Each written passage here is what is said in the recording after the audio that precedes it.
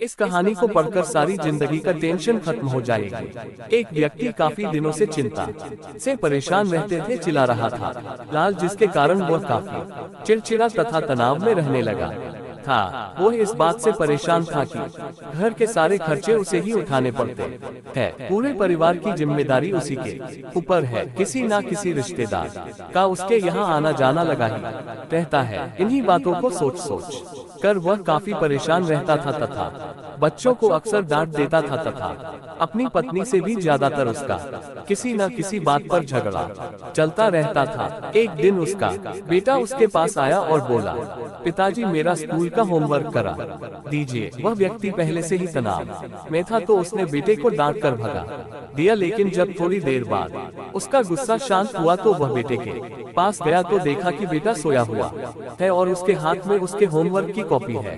उसने कॉपी लेकर देखी और जैसे ही उसने कॉपी नीचे रखनी चाहिए, उसकी नजर होमवर्क के टाइटल पर पड़ी।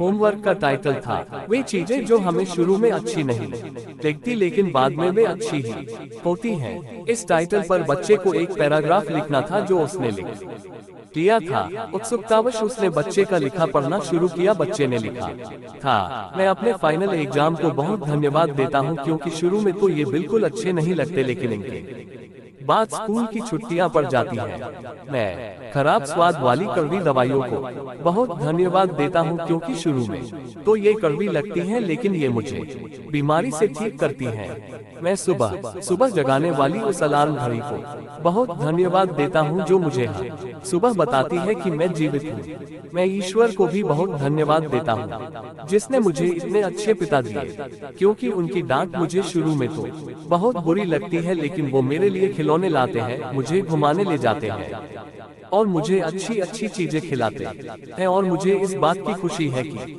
मेरे पास पिता है, क्योंकि मेरे दोस्त मोहन के तो पिता ही नहीं है।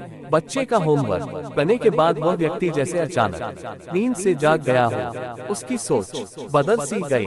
बच्चे की लिखी बातें उसके दिमाग में बार बार घूम रही थी, खासकर वह लास्ट वाली लाइन। उसकी नींद उड़ गई थी। फिर वह व्यक्ति थोड़ा शांत होकर बैठा और उसने अपनी परेशानियों के बारे में सोचना शुरू किया।